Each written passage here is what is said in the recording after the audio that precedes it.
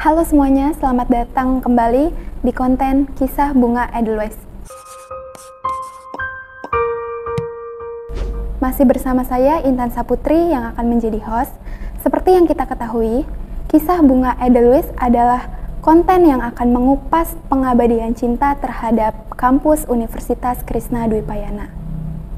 Selama perjalanan yang panjang yang ditempuh bersama kampus tercinta Universitas Krishna Dwi Payana, beliau merupakan karyawan terlama yang ada di Universitas Krishna Dwi Payana, yaitu Bapak Aminuddin Hanafiah SH.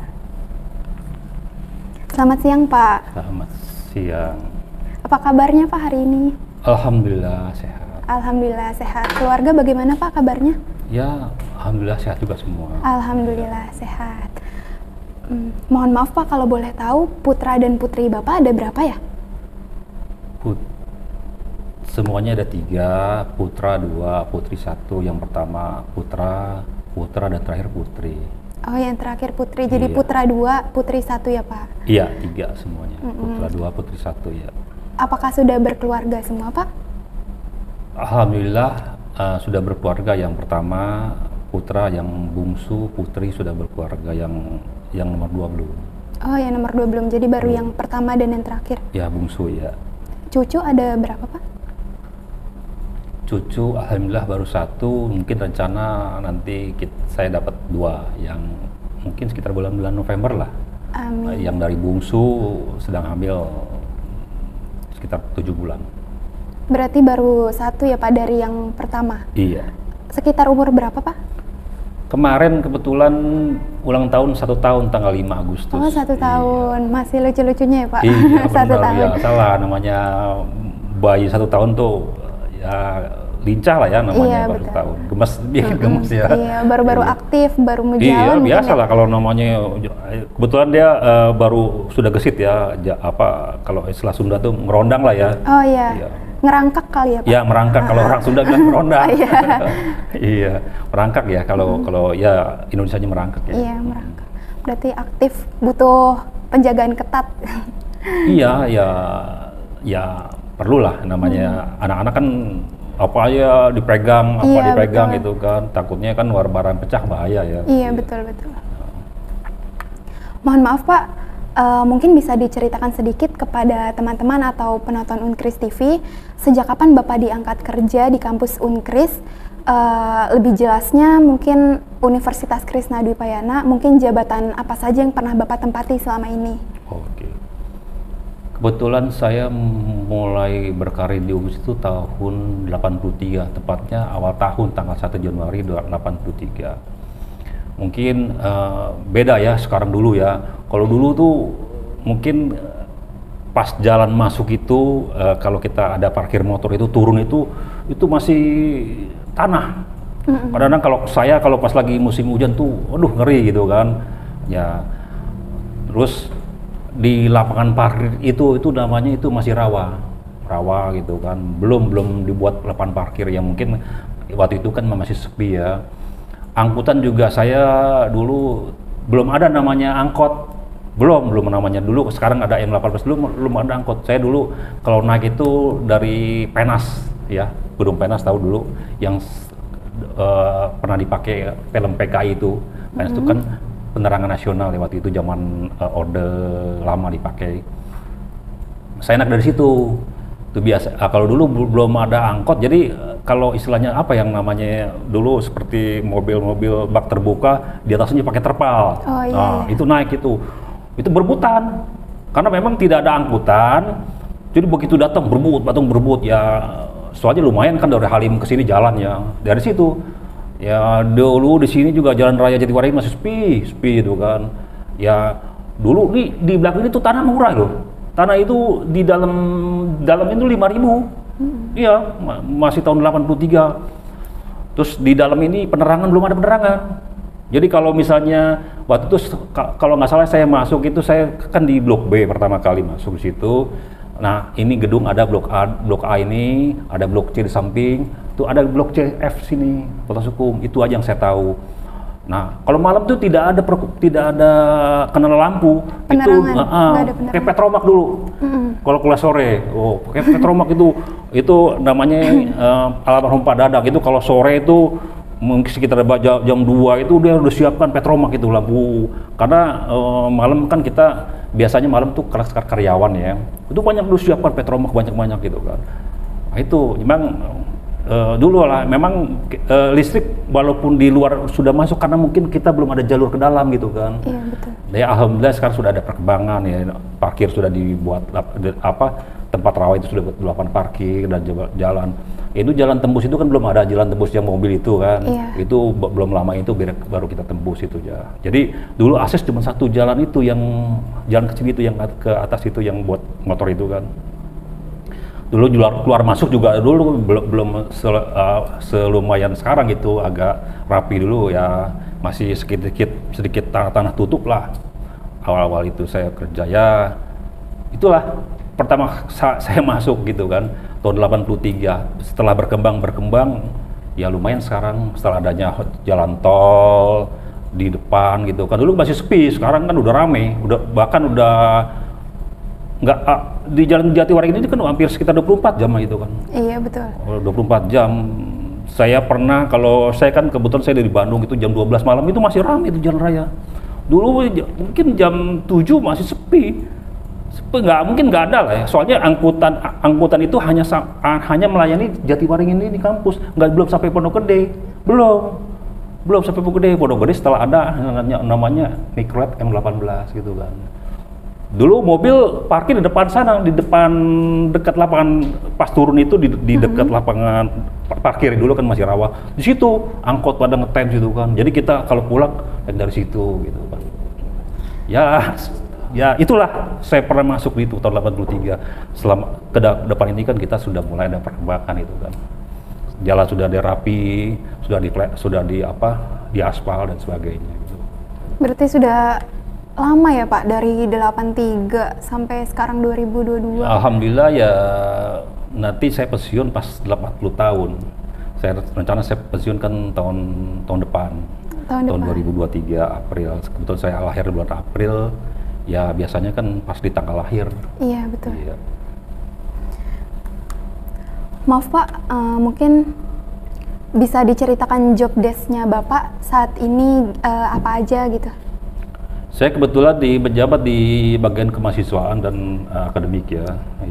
Akademik kan biasanya kan ya mengurusi kegiatan akademik lah ya, yang di fakultas gitu kan. Tapi kan akademik kan biasanya dilaksanakan oleh fakultas, jadi fakultas hanya melaporkan ke rektorat, ke kita akademik, kita laporkan ke Dikti, dulu Kopertis karena namanya L2 Dikti, Lembaga Layanan Pendidikan Tinggi. Itu setiap semester kita ajukan gitu kan. Ya kegiatan-kegiatan akademik lainnya lah, seperti misalnya pengesahan masalah ijazah dan sebagainya gitu kan. Kemahasiswaan ya saya juga di bawah kurasi di UR3 ya, di UKM. Jadi kita melayani di bidang unit kegiatan kemahasiswaan gitu. Semua yang di bidang kemahasiswaan nanti melalui saya. Mungkin bukan melalui saya, tetap Warik 3, mungkin Warik 3 nanti diturunkan ke saya gitu. Berarti lebih ke kemahasiswaan dan akademik ya Pak? Iya, lebih kemahasiswaan akademik. Iya, baik. Alasan apa sih Pak yang membuat Bapak tuh betah kerja di Unkris dalam tempo yang cukup lama ini? Mungkin ada suka dan duka yang dapat Bapak ceritakan kepada teman-teman. Alasannya, karena Unkris itu lebih banyak kekeluargaan ya. Keluargaan, jadi tidak ada saling, kalau di lain mungkin saling sikut menyikut, iya, karena ingin jabatan. Bagaimana caranya supaya disayang pimpinan, iya, menjilat pimpinan, iya, gitu kan. Kalau kita enggak gitu loh. Contoh misalnya begini, kita kekeluargaan. Sampai sekarang kita punya ada namanya kelompok alumni, bukan alumni ya alumni paguyuban karyawan, iya. Itu kemarin terakhir kita bertemu di Bekasi, kita kumpul tuh karyawan-karyawan yang lama itu kan. Jadi itu masih kita komunikasi itu kan. Jadi tetap ada kekeluargaan gitu kan. Satu kekeluargaan. Di karyawan sekarang juga yang junior itu hormat kepada senior kan. Tuh ada istilahnya kita makan bareng, keluar bareng. Jadi tidak ada saya nggak mau ada dia gitu. Enggak. kita sama-sama gitu kan. Terus misalnya setiap tahun kita ada rekreasi berjalan ke tempat-tempat luar untuk menghilangkan penat ya namanya, ataupun ya supaya kita ada refreshing gitu. Ada. Jadi itulah kekeluargaan yang kita pupuk gitu kan. Kalau sukanya Unggis itu ya tadi masa kekeluargaan gitu kan. Terus tidak ada Unggis mem-PHK dalam kondisi Unggis jatuh. Saya ngalamin, saya pernah di Personalia ya. Iya. Bayangkan tahun 98 kita dalam kondisi jatuh moneter, itu kan hampir semua perusahaan, banyak perusahaan. Itu tidak ada kita mengeluarkan karyawan karena kita kekurangan karyawan. Kondisi kemarin Covid kan, mungkin banyak perusahaan-perusahaan yang collab di PHK. Iya. Kita tidak ada namanya Unggis melakukan PHK gitu kan.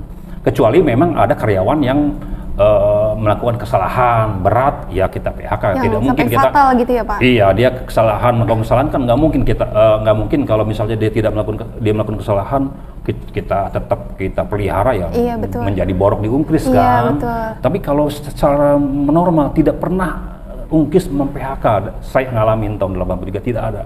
Oh karena misalnya Unggis tidak mampu bayar gaji, karyawan nerima, oke, saya nerima misalnya dicicil misalnya setengah dulu, terus tanggal sekian pernah mungkin terjadi di paus lain tuh kan. Tapi tidak ada namanya PHK gitu. Itulah namanya saya terkesan di Unggis tuh. Dan Unggis tidak mencari keuntungan non-profit karena kan kita sosial ya. Jadi yayasan itu udah non-profit sosial, itu menjadi kenapa saya betah di Unggis itu kan. Satu masalah kekeluargaan, dan sampai sekarang pun saya masih dihargai, tidak ada namanya PHK gitu kan itu. Kalau dukanya, ya saya duka jauh dari keluarga.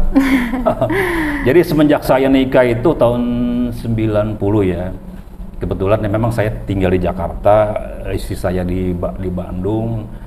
Semenjak itu ya lumayan, dulu kan Jakarta Bandung mungkin agak susah dulu ya. Iya. Saya ngalamin namanya kalau pulang itu dulu Jumat masih kerja, makanya saya kalau pulang ke Sabtu saya ngalamin namanya pulang ke Bandung bagaimana caranya.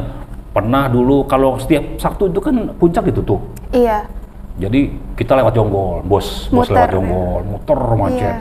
Kadang-kadang kalau ditutup juga lewat Sukabumi. Itu pertama kali itu kan. Mungkin alternatif lagi naik kereta api. Naik kereta api itu kan kita harus booking dulu dan waktunya terbatas. Kalau bus kan kapan waktu pun bisa naik gitu. Dulu saya masih di Cilitan sini dulu. Setelah itu kan pindah ke Pasar Rebo situ. Itu. Nah, belakangan kan sudah mulai nih ya, sekarang ada jalan tol lah dibuka, agak lumayan tuh jalan tol Cipularang. Kita biasa Cipularang gitu kan. Nah, belakangan sudah sampai tembus ke Bandung, sekarang saya ada travel. Nah, keuntungan saya travel di sini kan naik Baraya kan dekat. Jadi saya tinggal daftar online, kita pesan, datang selesai udah. Jadi sekarang agak sedikit lumayan gitu, membantu. Ya itulah namanya perkembangan teknologi ya. Iya. Dulu tidak ada yang namanya Gojek, GoFood. Kita dulu manual kan, sekarang makanya setelah adanya trayek untuk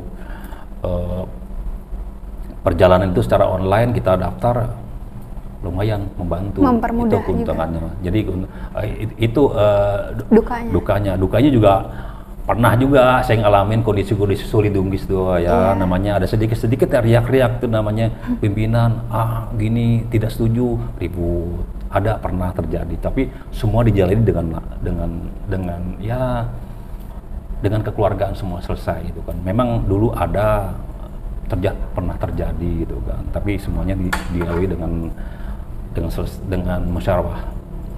Iya, Bareng-bareng. Iya, Ya berarti untuk sukanya itu pertama dari kekeluargaan dan kedua itu menghargai ya Pak, benar-benar menghargai. Ya, jadi saya juga dukanya karena keluarga saya itu, anak saya pernah saya bawa sini, kamu pindah ke Bandung ya, ke Jakarta. Gak mau, panas. Dia pemikirannya panas. Terus kenapa lagi? Sekolah sering tawuran. Jadi pemikiran dia tuh kan di TV kan, wah Jakarta sering tawuran, takut gitu kan. Terus Jakarta panas, jadi dia pokoknya nggak mau pindah ke Bandung, nggak mau pindah ke Jakarta, maunya di Bandung gitu. Ya udahlah, saya nggak bisa maksa. Kebetulan juga istri saya kan PNS di sana gitu kan. Ya saya sebagai ini ya, karena saya sayang anak ya nggak apa-apa lah. Saya di sini merantau dari tahun ya 90 nikah sampai sekarang ya bolak-balik Jakarta Bandung. Oh, berarti dari dulu semenjak nikah sampai sekarang bolak-balik itu betul. setiap Saya hari? juga memang asli Bandung juga kan. Saya orang Bandung, jadi memang udah biasa Jakarta Bandung gitu kan. Jadi sampai sekarang pun saya masih Jakarta Bandung bolak-balik gitu kan. Ya syukur-syukur nanti kalau pensiun saya bisa berkumpul total dengan keluarga gitu kan. Iya. Lebih quality time nanti ya. Gitu. Saya juga agak kesian kalau misalnya kalau saya datang sana gitu kan. Itu dukanya itu kan, anak nangis. Kadang-kadang mau ikut, namanya masih kecil, masih bayi itu kan begitu pulang. Kalau saya pulang kan kadang pulang subuh, mungkin saya lihat masih tidur gitu kan. Gitu kan. Jadi nggak kalau saya pulang tuh anak saya belum bangun, masih subuh. Saya pulang supaya mengejar di sini bisa mengejar pagi. Naik bosnya juga berebutan itu. Kalau misalnya pokoknya yang namanya Sabtu di sini berebut cerita. Saya pulang hari Senin pagi berebut, wah pokoknya perjuangan lah kalau pulang perjuangan, mau balik ke sini perjuangan juga naik bus gitu kan. Sedang saya pernah ngantri dari jam 2 pagi bisa bus penuh gitu kan.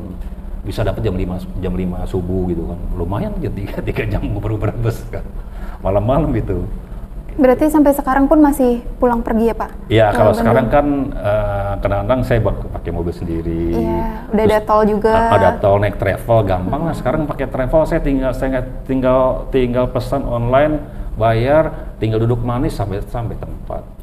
Turun saya tinggal Gojek sampai rumah. Jadi ya itulah namanya teknologi, semua teknologi. Tapi ya mematikan orang-orang yang biasa dulu, yang biasa manual itu kan seperti angkutan-angkutan sekarang sepi, taksi-taksi sepi ya, karena pengaruh teknologi. Memang kita harus siap menghadapi teknologi ini kan, semua. Seperti sekarang dulu ya, dulu kalau misalnya siang-siang itu kan memang kita manual ya, ngetik manual gitu kan. Iya, Pak. Oh sekarang kalau mati lampu bingung deh, apa mau kerjain nih? Ya kan? Soalnya kan nggak ada mesin dikit udah tidak ada. Soalnya kan mengandalkan teknologi, semua komputer. Jadi begitu mati lampu dia bingung apa ini kerjain tuh kan. Belum lagi mati lampu, belum lagi panas itu kan. Dulu mungkin nggak ada AC biasa, sekarang nggak ada AC. Perasaan ini panas banget sumpah gitu kan. Karena memang kan sudah disekat mati kan, karena AC gitu kan. Itulah namanya ada pengaruh teknologi. Perubahan zaman juga ya Pak. Iya, kita harus menyikapi. Jadi memang kita harus menyikapi, jangan sampai monoton. Ini akan berkembang terus. Contoh misalnya sekarang gini, kalau masalah teknologi, dulu kan yang namanya warnet kan orang ngantri kan. Iya benar. Wah ngantret warnet. Tapi sekarang boro-boro orang punya HP. Iya, HP, laptop udah punya pribadi. Dulu saya ngalamin kalau lebaran itu kartu lebaran, ngantri di pos giro. Wah, bikin kartu lebaran. Sekarang kan model WA, model SMS selesai. Biaya apa? Kalau dulu kartu lebaran beli misalnya ada 5.000 tergantung variasi warna ataupun model, belum lagi perangko gitu. Itu kenapa pengaruh. Semakin berkembangnya zaman, semakin maju berarti ya Pak. Kita harus bisa menyikapinya sendiri, mana yang baik, mana yang buruknya juga. Oh ya Pak, dengar-dengar saat momen 17-an kemarin Bapak mendapat penghargaan dari Pak Rektor sebagai karyawan dengan masa kerja terlama di atas 30 tahun. Bagaimana perasaan Bapak mendapat penghargaan tersebut Pak? Ya saya surprise juga ya, tiba-tiba saya dipanggil itu kan. Memang dalam rundown acaranya kan awalnya tidak ada. Kata Pak Rektor, ini ada tambahan nih untuk pemberian penghargaan, tapi ini adalah hak kewenangan rektor gitu. Ya udah kita terima aja lah, tapi nggak tahu kalau tiba-tiba saya dipanggil gitu kan. Ya alhamdulillah memang ya saya semenjak khusus 17 ya tidak pernah saya dipanggil ataupun karyawan dipanggil diberikan penghargaan gitu kan. Kita diberi penghargaan, orang yang mempunyai prestasi dipanggil, orang yang masa kerja 30 tahun dipanggil. Jadi ya, minimal ada apresiasi lah dari pimpinan bahwa kamu setelah masa kerja diberikan penghargaan gitu. Berarti kemarin baru pertama kalinya banget ya Pak? Kalau 17 iya, di Oh, waktu pas 17 ya, di 17-an. waktu 17. Kalau dulu memang pernah ada, tapi itu dalam kaitannya ulang tahun Unkris pernah. Saya pernah terjadi sih, pernah dulu. Karyawan dosen dipanggil itu kan yang ini pengalaman. Iya, surprise. Pasti seneng lah ya Pak. Terus bangga terhadap diri sendiri bisa mengabdi lama di Unkris lebih dari 30 tahun. Iya, seneng lah namanya. Berarti kan saya dapat penghargaan. Iya. Siap mana orang kalau diberi penghargaan nggak seneng, orang pasti seneng lah diberi penghargaannya. Berarti saya dihargai gitu loh kan, pengalaman saya selama ini gitu kan. Bapak kan sudah melalui berbagai penggantian rektor nih Pak. Menurut Bapak bagaimana kepemimpinan rektor saat ini? Yang sekarang ini agak beda dengan yang lain ya. Saya ngalamin dari beberapa periode itu ada berbeda. Kalau yang sekarang itu lebih transparan dan terbuka ya. Kalau Pak Rektor tuh sering banyak diskusi dengan saya, misalnya kadang datang ke ruangan yang lain gitu. Datang ke ruangan saya, Pak Amin misalnya, kira-kira saya mau perlu ini, apa sarannya, apa masukan Bapak gitu. Terus kira-kira Pak Amin mana yang belum selesai, tolong kerjakan selesai. Jadi memang itu saya sering diajak diskusi. Hampir semua tanya gitu. Dia datang ke ruangan gitu kan. Jadi emang orang kan semuanya pembawaan beda-beda ya. Mungkin dulu ada yang hanya di ruangan terus jarang keluar itu kan. Yang penting semua tugas selesai, yang penting semua bagus, yang penting semua tugas selesai. Tapi kan kalau yang sekarang kalau saya lihat tuh lebih banyak terbuka gitu kan, diskusi transparan. Bahkan dia minta masukan kalau ada masalah-masalah. Jadi dia mengambil keputusan bukan hanya dari dia. Memang keputusan dari Pak Rektor, tapi minimal saya mengambil ini gimana pendapat Pak Amin gini gitu. Oh Pak baik Pak gini gitu. Jadi dia transparan terbuka. Iya, tetap berkomunikasi dengan bawahan oh, gitu iya, ya iya, Pak. pasti ya. Maaf Pak, sebelumnya untuk pensiun kan Bapak bilang tadi kira-kira tahun depan ya. Tinggal beberapa bulan lagi itu Bapak udah ada rencana mau buka wirausaha kah atau yang lain gitu, atau lebih quality time dengan keluarga atau mengurus cucu atau yang lainnya Pak? Kalau untuk usaha, saya tidak punya jiwa usaha ya. Jadi saya gimana ya, memang tidak ada punya jiwa usaha lah ya. Tapi memang belum terpikirkan saya purna bakti itu apa yang harus saya lakukan ya.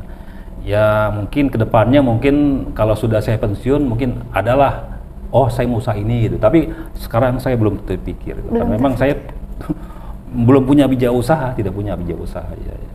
Masih ngikutin alurnya aja berarti ya, nanti ya Pak? Nanti kita berjalan ini aja lah sesuai dengan gimana nantinya gitu. Ya baik. Mungkin Bapak ada pesan-pesan untuk karyawan-karyawan rektorat yang baru-baru bergabung Pak? Ya, saya hanya menyarankan bahwa kerja itu harus ikhlas dan bersyukur ya.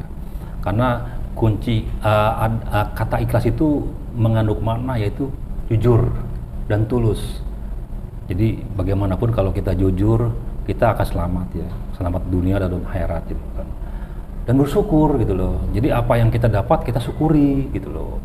Kita syukuri walaupun memang mungkin di tetangga lain bisa beli ini beli situ, tapi kita bersyukur kan. Bagaimanapun kalau kita bersyukur itu kita akan ditambah nikmat oleh Allah. Betul. Gitu. Jadi kita kuncinya adalah ikhlas dan bersyukur, karena ada inti dari ikhlas itu adalah jujur. Jadi kuncinya jujur, karena ditekan dulu orang tua menekankan kamu sesuatu harus jujur.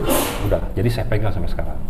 Iya, intinya harus jujur berarti Pak. Iya. Jujur, ikhlas, bersyukur. Iya, jadi saya pesankan bahwa ikhlas dan bersyukur, karena inti dari ikhlas itu adalah ada jujur dan tulus dari ikhlas itu. Ya. Iya, karena kita kalau jujur juga bakal kepake dimanapun kan Pak. Iya, nggak cuma pokoknya kalau jujur satu tempat aja.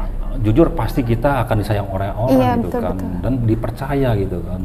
Kalau kita pernah berbuat salah, tidak jujur, pasti kita mau minta tolong kepada kita kembali, dia pernah kayak gini gitu. Iya benar. Kita cari yang lain aja yang bisa kita bantu, yang orang jujur begitu kan. Karena kepercayaan mahal ya Pak. Oh iya, pasti itu, pasti. Bagaimanapun. Ada tetangga saya itu dia bekerja gitu kan. Dia orang jujur.